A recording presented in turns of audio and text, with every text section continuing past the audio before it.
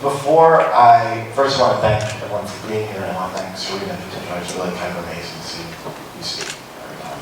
And I want to thank Rachel for inviting me to participate in this. Before I talk about wage theft, I'm just going to briefly revisit some of the stuff that other folks have talked about. The issue of licenses, the issues of childcare, the issues of earned income tax credit are all civil rights issues, and we should keep that in mind. That working people, people of color, women are affected disproportionately and significantly by poverty. The state has a poverty problem. The wealth that we see accumulating in the other parts of the state is directly because we're keeping certain people poor in the state. Largely, those people can be defined by immigration status, gender, and race, and that is intolerable in the best circumstance, and it's obscene in the worst. There's a quote that says, life enslaves the poor by giving them problems that money can solve. Wage theft directly affects that. Rhode Island's Department of Labor and Training only had one investigator for the entire workforce who investigated issues of wage theft. The Attorney General would routinely send out letters when the workers complained saying that the threshold was too low, that until they hit the $2,000 to $3,000 range, they would get involved. Most low-wage workers can't afford to lose that much money and end up leaving their jobs before they ever get there.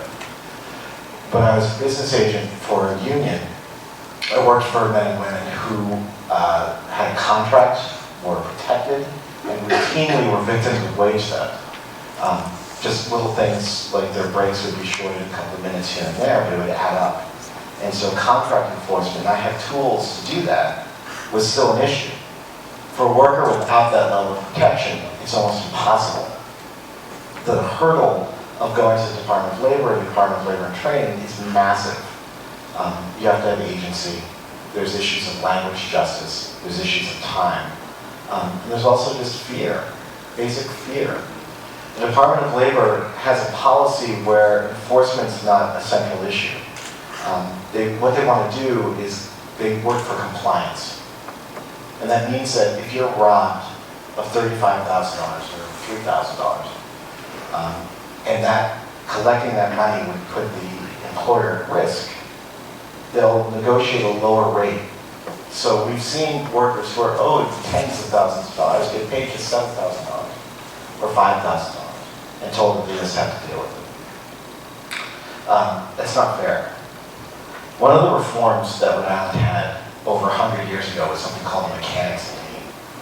This was something that was pioneered by the guild system in early trade unions. And this allowed people who did skilled labor on factories to hold accountable the employer directly and seize personal property. And it made that payment of wages or payment of contract wages first in the list.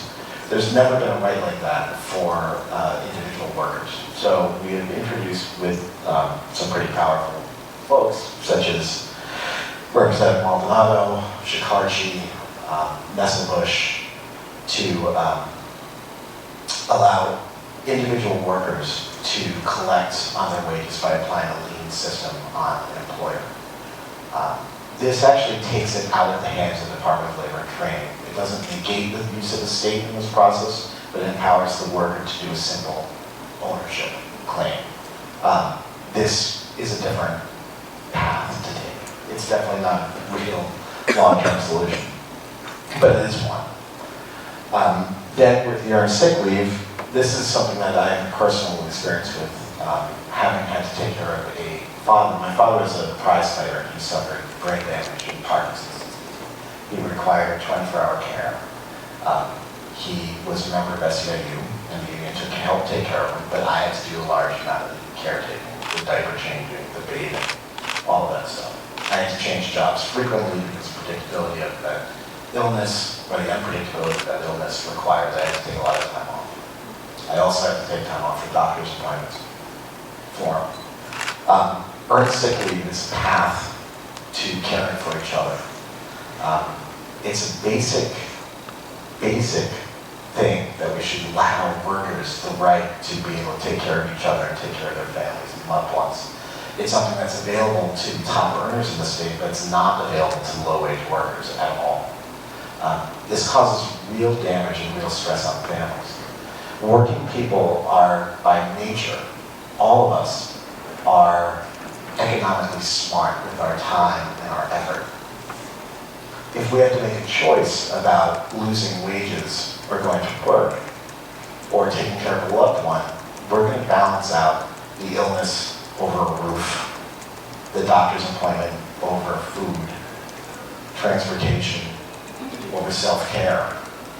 These are choices that are ultimately untenable for any society and something that we have to address.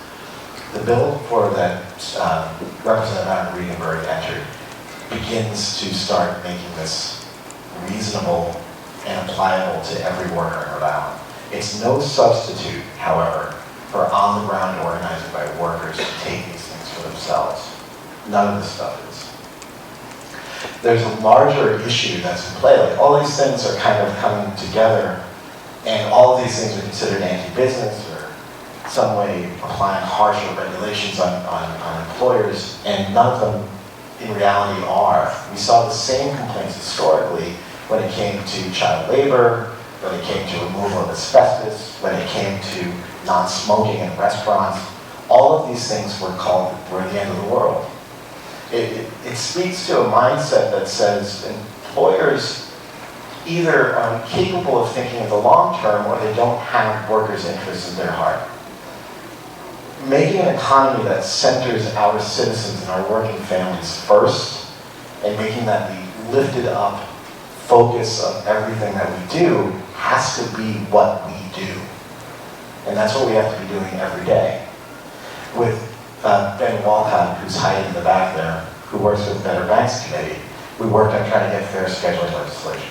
This was aggressively shouted down and considered some of the most anti-business things ever by anyone. And there's literally fire that's going to rain down from the sky just to let people say when they can go to the doctor. I mean, this is ridiculous. We've allowed a narrative to be handed over that has centered a picture of Rhode Island that does not include brown people, black people, women, poor people, or children.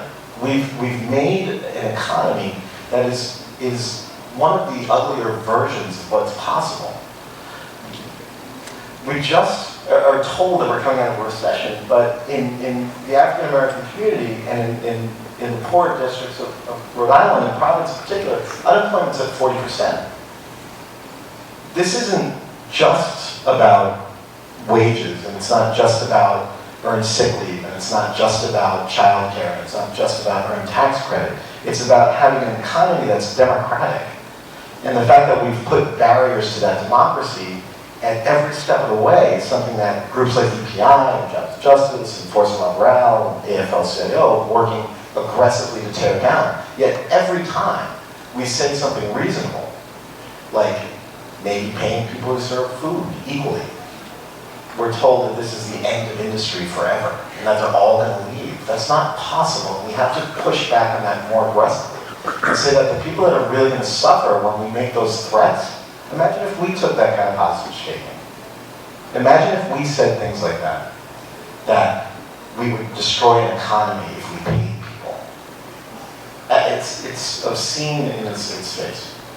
And it's also something we can't tolerate. I don't mean to go on about this, but so what? That you do it so well.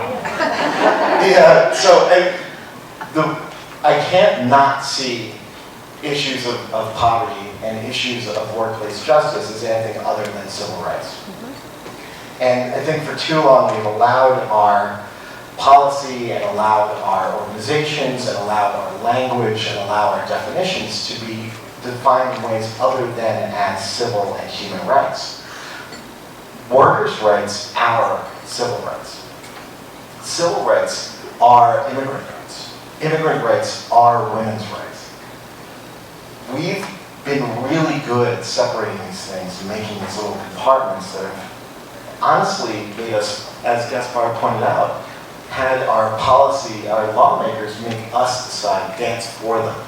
when really it's the other way around. Our movement is a moral movement at its heart. And at its heart, it's an anti-poverty movement.